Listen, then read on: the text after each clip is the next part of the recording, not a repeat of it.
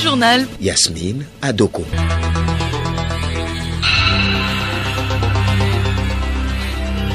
Madame, Monsieur, bonjour. Un seul titre pour cette édition. Suspension dès le mois prochain et ce jusqu'en fin d'année du remboursement de l'avance d'un mois sur salaire accordé en début d'année aux fonctionnaires de l'administration publique, parapublique et les retraités. C'est l'une des mesures annoncées hier pour faire face au phénomène de la vie chère. Et c'est à la suite du discours du chef de l'État, Forest Nyanzigbe, à l'occasion de la commémoration du 62e anniversaire de l'indépendance du Togo. Discours que nous vous proposons de suivre à nouveau dans un instant.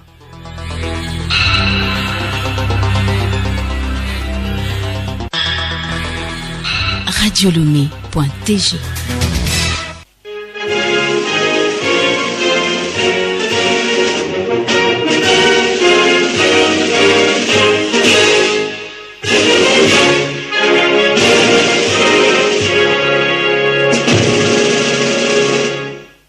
Togolaises, Togolais, mes chers compatriotes,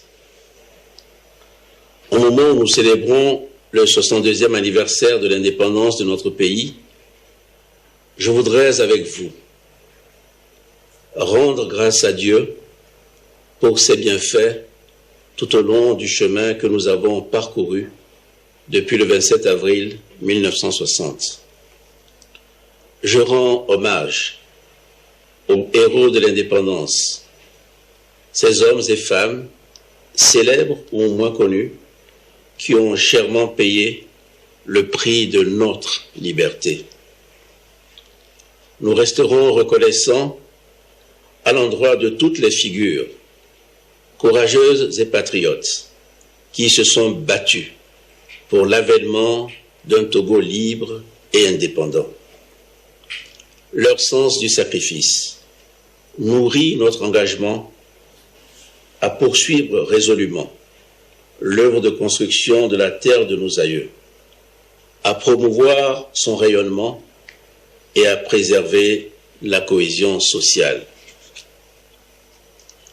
Mes chers compatriotes, depuis maintenant 2 ans, l'irruption de la pandémie de la Covid-19 a considérablement perturbé nos vies sur les plans sanitaires, économiques et sociaux. Je voudrais réitérer mes sincères condoléances aux familles qui ont perdu des parents ou des proches et souhaiter une prompte guérison à ceux qui malheureusement sont encore malades. Je voudrais aussi remercier tous nos compatriotes qui se sont fortement mobilisés pendant cette crise pour gérer et contenir la pandémie. En particulier, les personnels de santé sur toute l'étendue du territoire, les membres du comité de riposte, le conseil scientifique, les médias et les acteurs de la société civile. Je suis convaincu que les nombreuses appréciations positives que nous avons reçues pour la gestion de la pandémie sont aussi dues aux mesures innovantes que nous avons prises et aux valeurs de concertation, de discipline et de solidarité auxquelles nous sommes toujours attachés. Les statistiques de contamination qui s'améliorent depuis quelques semaines nous encouragent à maintenir notre constante vigilance en cohérence avec nos ressources et nos valeurs. Nous devons désormais rester attentifs et apprendre à vivre avec le virus en poursuivant la campagne de vaccination et en respectant les mesures barrières. Mes chers compatriotes, le monde traverse une conjoncture marquée par une superposition de crises d'une ampleur jamais égalée.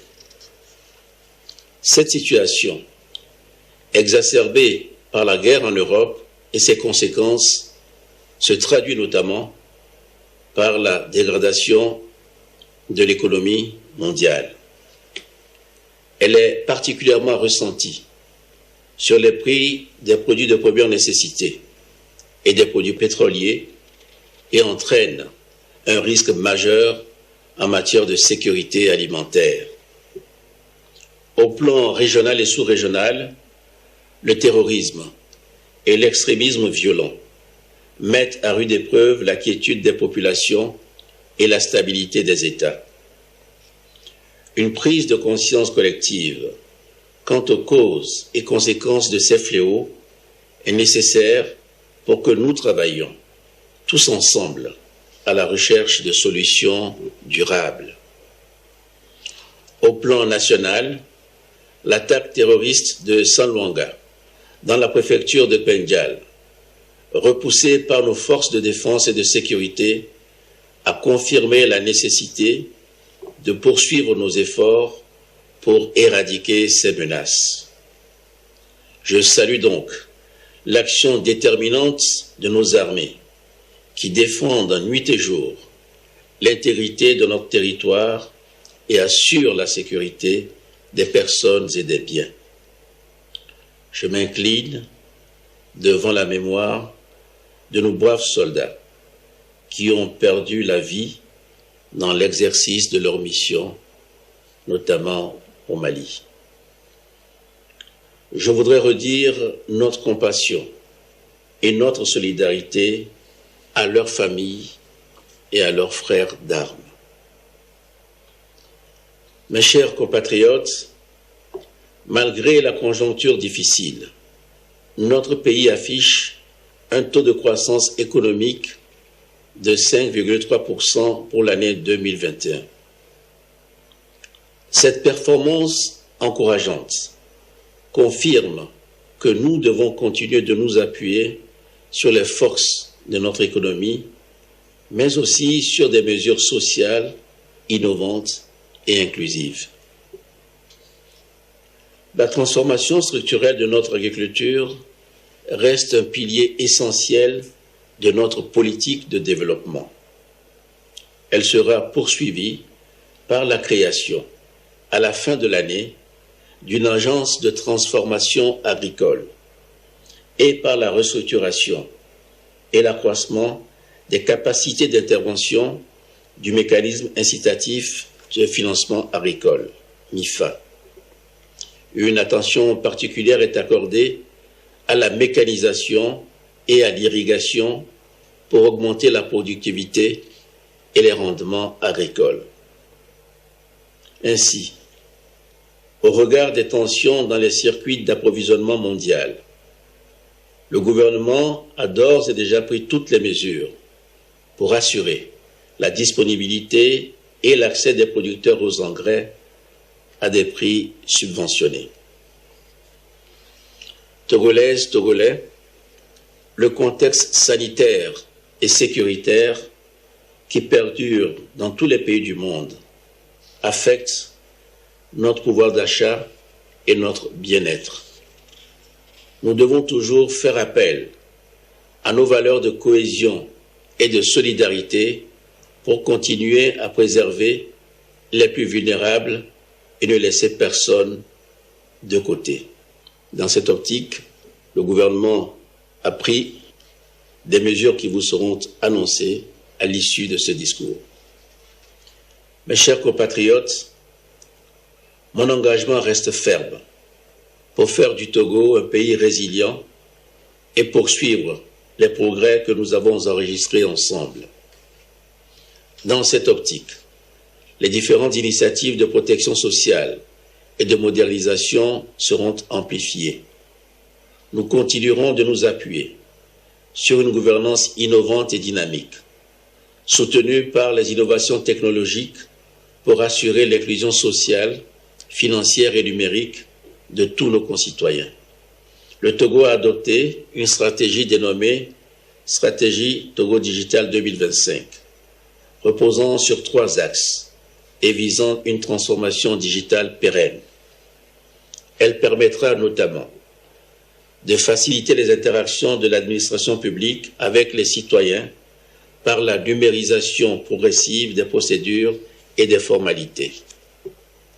Cette option requiert des investissements importants dans l'amélioration de nos infrastructures numériques et de la connectivité au réseau mondial.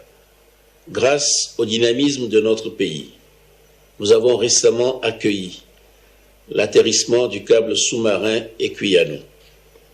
De même, le ciblage des services dédiés aux populations en situation de vulnérabilité sera constamment amélioré pour faciliter les interventions sociales de l'État.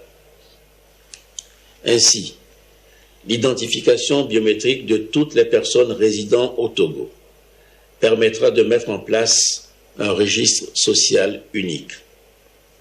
Cette approche innovante qui allie célérité, efficacité et mobilisation des acteurs locaux et nationaux est déjà mise en œuvre dans le plan d'urgence pour les savanes. Ce programme novateur, conçu au début de l'année et immédiatement déployé, a déjà permis de renforcer l'accès aux services sociaux de base, notamment l'eau, l'électricité, la santé et l'éducation. Son exécution se poursuit afin de répondre durablement aux préoccupations exprimées par les populations. L'implantation de nouvelles infrastructures socio-économiques s'appuiera sur des critères objectifs et transparents qui seront définis sur la base des résultats de la cartographie des infrastructures existantes afin de contribuer à la réduction des disparités régionales. Togolaises, Togolais, mes chers compatriotes, dans le domaine de la santé, l'assurance maladie universelle et l'accélération de la construction des infrastructures de santé vont consolider les acquis. L'engouement déjà suscité par le programme Wezu pour l'accompagnement de la femme enceinte et du nouveau-né démontre la pertinence de cette approche sociale. En matière d'éducation, notre ambition repose sur un socle complet de mesures qui tient compte des forces et faiblesses de notre système éducatif pour identifier des solutions globales et durables. Elles permettent de répondre aux besoins prioritaires du secteur en mettant notamment l'accent sur le recrutement des enseignants et leur formation, ainsi que la construction en cours des infrastructures. J'ai demandé aux ministres concernés de maintenir les discussions avec les partenaires sociaux pour relever les défis qui subsistent. C'est le lieu de saluer les accords intervenus récemment qui s'inscrivent dans la dynamique de concertation que nous encourageons. Dans cet esprit, les attitudes de défiance à l'autorité, de non-respect des textes et de troubles à l'ordre public sont à proscrire. Le gouvernement y veillera avec fermeté. J'invite donc tous les acteurs sociaux à utiliser les voies légales, à privilégier le dialogue et à éviter les violences. Mes chers compatriotes, notre démocratie continue de se consolider, nourrie par notre volonté de poursuivre la construction d'un État de droit dans lequel chaque institution joue efficacement son rôle et chaque citoyen saisit pleinement la portée de son engagement au service de la patrie.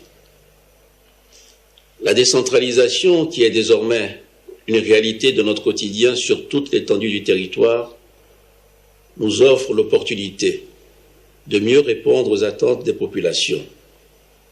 Ce processus sera complété avec l'organisation des élections régionales dès l'année prochaine. L'Agence nationale de formation des collectivités territoriales en voie d'opérationnalisation va contribuer à mieux outiller les acteurs locaux pour rehausser leurs performances dans la gestion des collectivités territoriales. Togolaises, Togolais, dans le but d'une meilleure implication du secteur privé dans la réalisation de nos ambitions, le cadre réglementaire de la commande publique a été récemment revu pour assurer la célérité, la transparence et la réduction des coûts et favoriser l'investissement privé dans les secteurs porteurs de croissance. Par ailleurs, le dynamisme de la jeunesse togolaise doit être encouragé et soutenu afin de lui permettre de prendre toute sa part dans notre marche vers le progrès. La réserve de 25% d'un marché public aux jeunes et aux femmes participe de cette démarche. Je félicite ici les entrepreneurs qui ont saisi cette opportunité et qui la font vivre au quotidien. Mes chers compatriotes, Togolaises, Togolais, en ce 62e anniversaire de notre accession à l'indépendance, il importe que nous renouvelions notre attachement aux valeurs qui fondent notre vivre ensemble. Notre nation reste et restera une et indivisible. Et chacun d'entre nous a l'impérieux devoir d'en préserver l'harmonie, en faisant preuve de plus de discipline, de respect mutuel, de civisme, de patriotisme et de solidarité. Nous y parviendrons. Notre responsabilité est de faire de notre patrie une nation unie et forte, telle que les héros de l'indépendance l'ont rêvé. Un pays qui comble nos aspirations et nos attentes. Que Dieu bénisse le Togo. Bonne fête de l'indépendance à tous.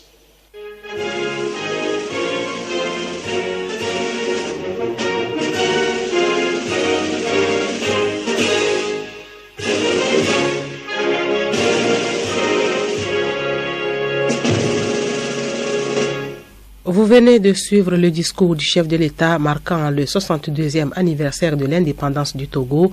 Un commentaire sur le message avec vous, David Tchakbira.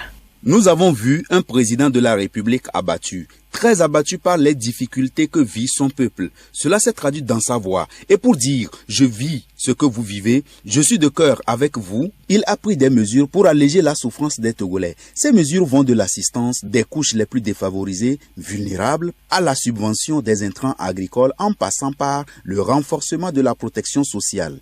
Le renforcement de cette protection sociale sera possible avec l'identification biométrique et toute la technologie numérique sera déployée à cet effet. Une population qui se porte bien et qui est bien éduquée peut convenablement contribuer efficacement à la croissance économique de son pays. Et Faure Gnassingbé veut dépasser les 5,3% de croissance atteints en 2020. Voilà pourquoi il fait encore de l'éducation et de la santé des secteurs prioritaires, encourage la poursuite des bonnes actions entreprises. Jamais, rien de bon ne s'est fait dans le désordre et l'indiscipline. C'est pour cela que le président Faure demande à chaque Togolais d'éviter tout acte de défiance de l'autorité. Il invite pour ce faire les Togolais à développer un sens élevé de civisme et à utiliser les voies légales pour régler tout problème. C'est dans la discipline que nous pouvons continuer l'œuvre de construction de notre pays à l'exemple de nos aïeux, dit Faure Gnassingbé, qui par leur lutte et sacrifice ont libéré le Togo. À la mémoire de ces aïeux-là, il a rendu encore un hommage mérité comme chaque fois qu'il a l'occasion. Les problèmes causés ailleurs et plus encore ici au Togo par la Covid-19 touchent énormément Faure Gnassingbé qui n'a pas hésité à renouveler ses condoléances et encouragements aux familles frappées par ce virus. Le virus du terrorisme qui menace nombre de pays actuellement ne ralentit pas l'engagement du président Faure. Mais au même moment, il est attristé et touché par la mort de ces soldats togolais déployés au Mali dans le cadre de la lutte contre ce phénomène de terrorisme et du maintien de la paix. Faure Eswazimna Gnassingbé, fervent croyant, a commencé avec une action de grâce à Dieu et a imploré sa bénédiction sur tout le pays et les Togolais en bon père de famille pour refermer son discours. Que retenir? Le président Faure Gnassingbé prouve une fois encore qu'il est proche de son peuple plus que jamais et s'offre en sacrifice pour son bien-être. Merci David Tchakbera. Dans son discours, donc, le président Forest Osmana Nyazingbe a adressé un état des lieux de la situation économique du pays. Il a évoqué des mesures prises pour soulager les peines des populations. Le professeur Akoda Ayiwada, ministre de la Communication et des Médias, porte-parole du gouvernement, nous livre le communiqué du gouvernement dans ce sens. Communiqué du gouvernement relatif aux mesures visant à soutenir le pouvoir d'achat des populations. 1. Suspension des remboursements de l'avance d'un mois de salaire accordé au début de l'année aux fonctionnaires des secteurs publics, parapublics et aux retraités. Le gouvernement suspend, à compter du mois de mai 2022, et ce jusqu'à la fin de l'année, les remboursements de l'avance d'un mois de salaire accordé au début de l'année aux fonctionnaires des secteurs publics, parapublics et aux retraités. 2. Suspension du paiement des taxes de tickets de marché sur toute l'étendue du territoire national. Pour compter du 1er mai 2022 et pour une durée de 3 mois, le paiement des taxes de tickets de marché est suspendu dans tous les marchés sur toute l'étendue du territoire national. Cette mesure ne concerne pas les loyers de boutiques et de magasins. Une subvention de l'État sera accordée à cet effet aux structures de gestion des marchés, EPAM et mairies, afin de leur permettre de faire face au manque à gagner. 3. Plafonnement des prix des produits locaux et importés. Concernant les produits locaux, le prix du maïs, sorgho, haricots, petits mil et riz sont plafonnés conformément aux dispositions du tableau ci-après. Concernant les produits importés, les prix de l'huile végétale, du lait, de la farine de blé et des concentrés de tomates sont plafonnés conformément aux dispositions du tableau ci-après. Ces produits seront exonérés de la taxe sur la valeur ajoutée, TVA, à l'importation. Le gouvernement invite tous les acteurs au respect de ces prix plafonds. Des contrôles stricts seront effectués par des équipes mixtes sur toute l'étendue du territoire national pour s'assurer de l'effectivité des mesures présentes. La population est appelée à dénoncer toute pratique anormale de commerce au numéro vert 8585. 4. Baisse des produits d'intérêt pour l'accès aux produits du FNFI dans les zones les plus vulnérables. Le gouvernement décide de la baisse des taux d'intérêt des services du FNFI de 2 points sur l'ensemble du territoire national et en particulier dans les zones les plus vulnérables ainsi que présentées dans le tableau ci-après. Cette baisse est valable pour tous les crédits obtenus avant le 1er janvier 2022. Cette baisse est valable pour tous les crédits obtenus depuis le 1er janvier 2022. Le gouvernement compte sur la bonne compréhension de tous les acteurs. Fait à Lomé le 27 avril 2022. Le porte-parole du gouvernement annonce le plafonnement des prix des céréales au Togo, des prix qui varient selon les régions. Le prix du bol de 2,5 kg du maïs est fixé entre 550 et 600 francs. Celui du sorgho de 600 à 900 francs. Le haricot coûte 1500 à 1600 francs. Le petit 1900 à 1000 francs. Et le sac de 25 kg de riz local entre 15 000 et 16 500 francs. Les produits importés, notamment l'huile, le lait, la farine du blé et les concentrés de tomates sont également plafonnés. En outre, le gouvernement a décidé de la baisse des taux d'intérêt des services du Fonds national de la finance inclusive FNFI de 2 points et en particulier dans les zones les plus vulnérables. Suivez Radio Lomé, la station du plaisir, dans sa page des communiqués divers pour les détails dans les différents tableaux.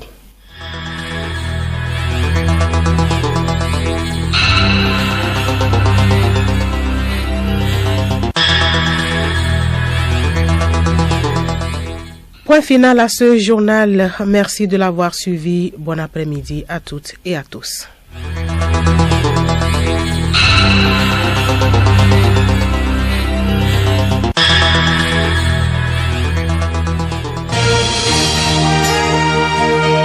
Radio Lomé, boîte postale 434, email radiolomé@radiolomé.tg. radiolomé.tg